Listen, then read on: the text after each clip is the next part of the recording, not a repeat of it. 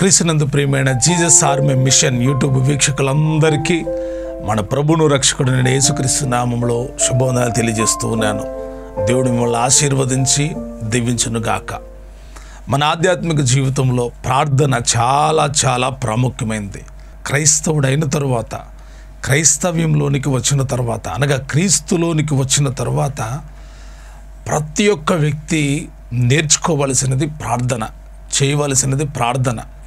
ప్రార్థన విషయంలో చాలామంది అనాలోచితంగా ఉంటారు. ఏదో తమ పెదాలకు తోచినట్లుగా చేస్తారు. అలా ప్రార్థన చేయడాన్ని యేసుక్రీస్తు ప్రభువారు ఇష్టపడట్లేదు. మీరు ప్రార్థన చేసేటప్పుడు వేషధారుల వలె ఉండొద్దు, అన్యులైనటువంటి ప్రజలు అడిగినట్లుగా మీరు అడగొద్దు అని చెప్పి అడిగేటువంటి విధానాన్ని, అడిగేటువంటి క్రమాన్ని యేసుక్రీస్తు ప్రభువారు తెలియజేశాడు. నా నామము నిమిత్తం మీరు నన్ను ఏమి అడిగినాను అది తండ్రి చేస్తాడు అని చెప్పారు.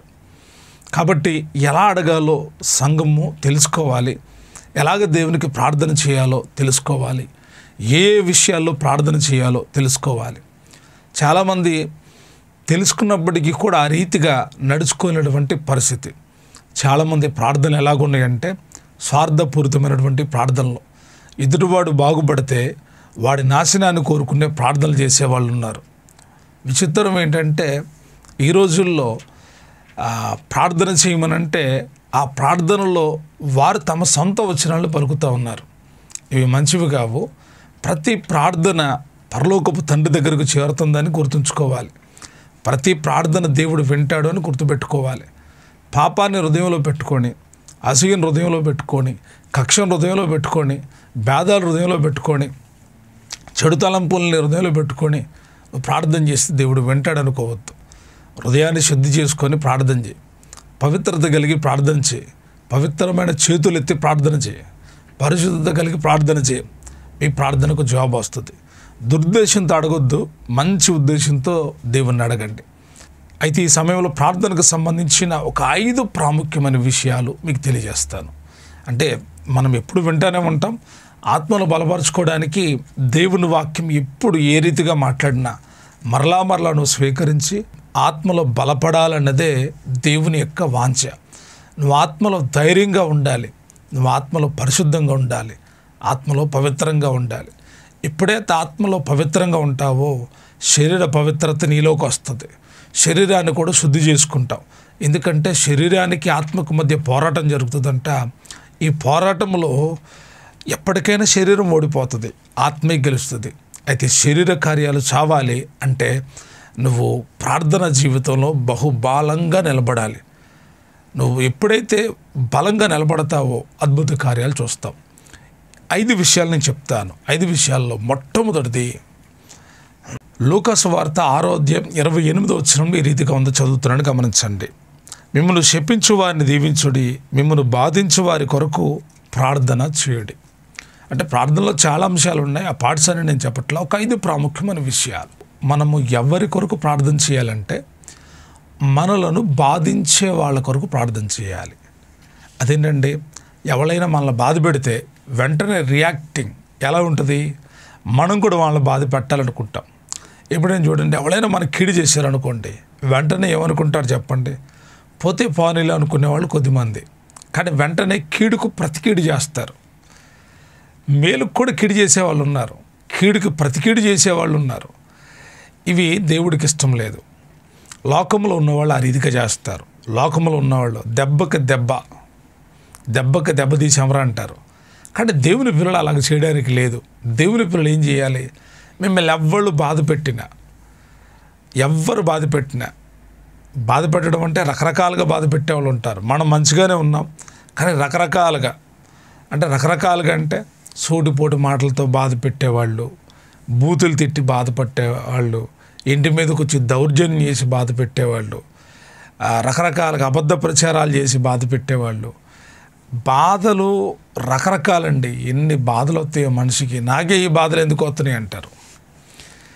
ఆ బాధలు మనకు మనం తెచ్చుకునే బాధలు కొన్ని ఉంటాయి, కానీ ఇతరుల వల్ల కలిగే బాధలు వేరు. ఇక్కడ ఏమంటాడంటే మిమ్మును బాధించు వారి కొరకు ప్రార్థన చేయండి. ఏమని చేయాలి ప్రార్థన? ప్రభు వాళ్ళు బాధ పెట్టారు, వాళ్ళని లేపి ఏం చేయాలా? కాదు, ప్రభు ఈ బాధల్లో నాకు నెమ్మదినివ్వు, నాకు శాంతినివ్వు.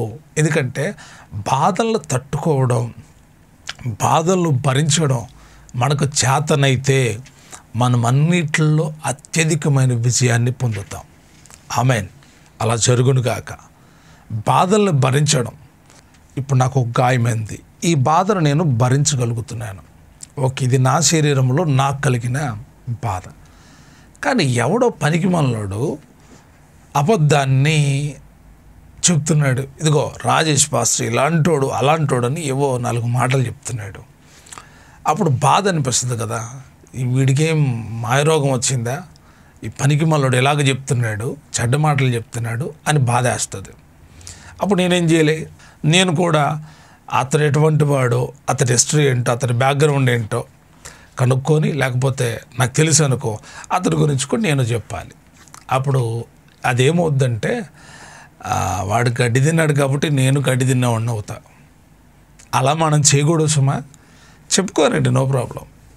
ఒక అతను ఒకసారి ఇలాగొచ్చి చెప్పాడు, అన్న పలానా ఆయన మీ గురించి ఇలాగ చెప్తున్నాడు అన్న. ఓకే చెప్పని.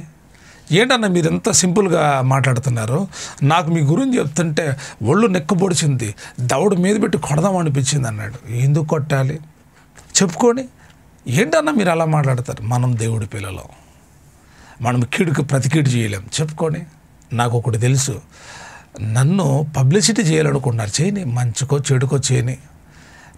అందరూ నన్ను నమ్ముతారని నాకు నమ్మకం లేదు కదా, ఎవరో కొందరన్నా నమ్ముతారు కదా నన్ను, అలాంటి వాడు కాదు అని చెప్పుకొని మంచికో చెడుకో పబ్లిసిటీ అవుతుంది అని చెప్పి వాళ్ళ నిమిత్తం ప్రభు దగ్గర ప్రార్థన చేయడం మొదలుపెట్టా. అంతే.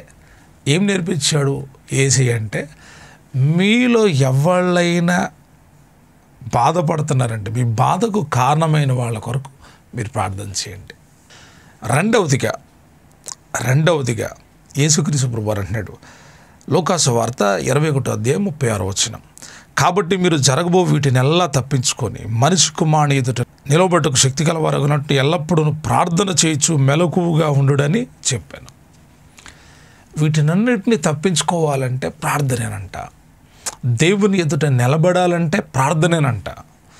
మనము ప్రభు ఎదుట నిలబడడానికి జరగబో వీటినెల్లా తప్పించుకొని మనిషి కుమారుని ఎదుట నిలబడుటకు శక్తి గలవారగునట్లు ప్రార్థన చేయండి. శక్తి గలవారగునట్లు ప్రార్థన చేయండి. ప్రార్థన చేస్తే శక్తి వస్తుందా? శక్తి వస్తుంది. అది ఏ శక్తి అంటే, నువ్వు పరలోకములో నిలబడేటువంటి శక్తి. తర్వాత భూమి మీద కూడా నిలబడతావు.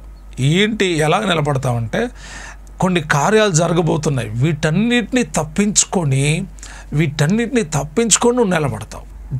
ఏం జరగబోతున్నాయి? కరువులు రాబోతున్నాయి, జనం మీదకి జనం రాబోతున్నారు, మేలు చేసిన వాళ్ళే కీడు చేయబోతున్నారు, ప్రేమించిన వాళ్ళే శత్రువులుగా మారబోతున్నారు, కుటుంబాలు ఫైట్ చేసుకోబోతున్నాయి, జాతుల మధ్య ఫైటింగ్, దేశాల మధ్య ఫైటింగ్, ఇలాగ ప్రతి చోట గొడవలు, గందరగోళ పరిస్థితులు రాబోతున్నాయి.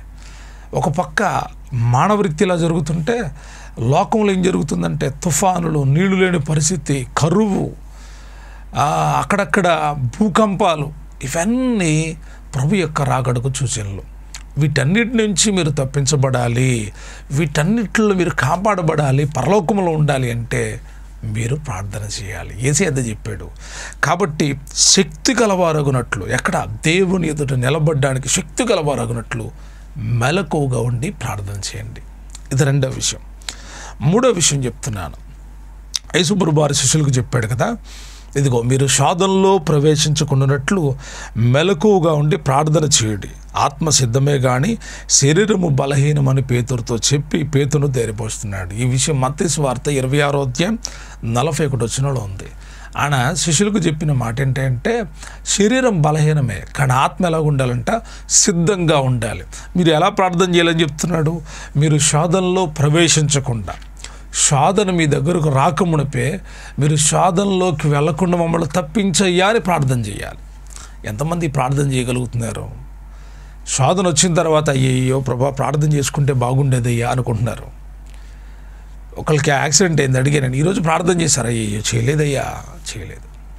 దేవుని పిల్లలైన మనం ప్రతిరోజు ప్రభా మమ్మల్ని శోధనలోకి తేక దుష్టు నుండి తప్పించండి అయ్యా, దుష్టు నుండి తప్పించండి. ఎందుకంటే దుష్టుడు మామూలు వాడు కాదు. వాడు యేసయ్య ఎదుటే నిలబడ్డాడంటే మన ఎదురు కూడా వాడు నిలబడతాడు. అయితే ఆత్మశక్తి మనలో ఉంటే వాడు మనల్ని ఏం చేయడు. కానీ ప్రభువుని మనం వేడుకోవాలి, ప్రభు సహాయాన్ని మనం కోరుకోవాలి. ప్రభు మమ్మల్ని తప్పించయ్యా అంటే నీ ప్రతి శోధనలో నుండి ఆయన నిన్ను తప్పించే దేవుడై ఉన్నాడు. ప్రతి శోధన, రాబోయే ప్రతి శోధనలో నుంచి దేవుడు నిన్ను తప్పిస్తాడు, నిన్నే తప్పిస్తాడు. ప్రార్థన చేసిన నిన్ను, నీ కుటుంబాన్ని తప్పిస్తాడు. అయితే ప్రార్థన చేయటం మర్చిపోకూడదు.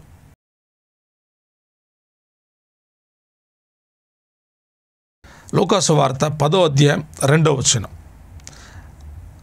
కోత విస్తారముగా ఉన్నది కానీ పనివారు కొద్దిమందియే, కాబట్టి కోత యజమానుని తన కోతకు పనివారిని పంప వేడుకొనడి. ఈ ప్రార్థన చాలా చాలా ప్రాముఖ్యమైనది. మీరు ప్రభులోకి వచ్చిన తర్వాత, ప్రభు బిడ్డలైన తర్వాత కోతకు పనివారిని పంపమని వేడుకోవాలి. మీరు రక్షించబడ్డారు కదా, రక్షించబడిన ప్రజలు కోకొల్లలుగా ఉన్నారు, మీ చుట్టుపక్కల ఉన్నారు, మీ కళ్ళెదురు కనిపిస్తూ ఉన్నారు. వాళ్ళందరూ చూసినప్పుడు మీరేమని ప్రార్థన చేయాలి? ప్రభువా, కోతకు పనివారిని పంపండి, కోతకు పనివారిని పంపండి. కోత ఎంతో విస్తారంగా ఉంది, కోసేటి పనివారు కుదువయ్యారంట. చేస్తున్నారా ప్రార్థన? చేస్తున్నారా? పనివారిని పంపమని ప్రార్థన చేస్తున్నారా? ఒకవేళ మీరు అలాగ ప్రార్థన చేస్తే బలమైన సేవకులు వస్తారు, బలమైనటువంటి దేవుని వాక్యం ప్రకటించబడుతుంది, దేవుని రాజ్య సువార్తలో మీరు పాలిభాగస్తులు అవుతారు, ఆత్మలు రక్షించబడతాయి, ఆత్మలు రక్షించబడతాయి. కాబట్టి అటువంటి ప్రార్థన చేయాలి.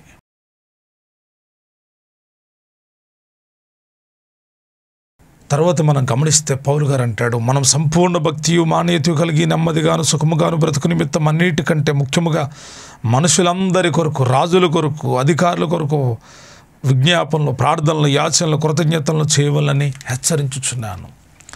సంఘాలకి మాట చెప్తున్నాడు, తిమోతికి మాట చెప్తున్నాడు. మనం సుఖంగా బ్రతకాలంటే మనుషులందరి కొరకు, రాజుల కొరకు, అధికారుల కొరకు, ప్రధానుల కొరకు విజ్ఞాపనలు, ప్రార్థనలు, యాచనలు ప్రభుకు సమర్పించాలని హెచ్చరిస్తున్నాడు. చేస్తున్నారా? మనుషులందరి కొరకు ప్రార్థన చేయండి. మీ కొరకే కాదు, అధికారుల కొరకు ప్రార్థన చేయండి, మారుతున్న ప్రభుత్వాల కొరకు, పరిస్థితుల కొరకు, అన్నిటి కొరకు ప్రార్థన చేయండి. ప్రభు బిడలమైన మన ప్రార్థన ప్రభు వింటాడు, మనకు తప్పక న్యాయం చేస్తాడు. ఏ విషయంలో నేను అన్యాయం జరిగిందా ప్రార్థన చేయి, బాధ పెట్టారా ప్రార్థన చేయి, పనివారు లేరు పనివారి కొరకు ప్రార్థన చేయి, మనుషులందరి కొరకు ప్రార్థన చేయి, అధికారుల కొరకు ప్రార్థన చేయి. నువ్వు ప్రార్థన చేస్తే అధికారుల హృదయం కూడా కదిలించబడుతుంది. మనం ప్రార్థన చేస్తే అధికారులు సైతం మార్చబడతారు. కాబట్టి ప్రార్థిద్దాం, ప్రతిఫలం పొందుకుందాం. దేవుడు అట్టి కృపనిచ్చి నడిపించును గాక. ఆమేన్.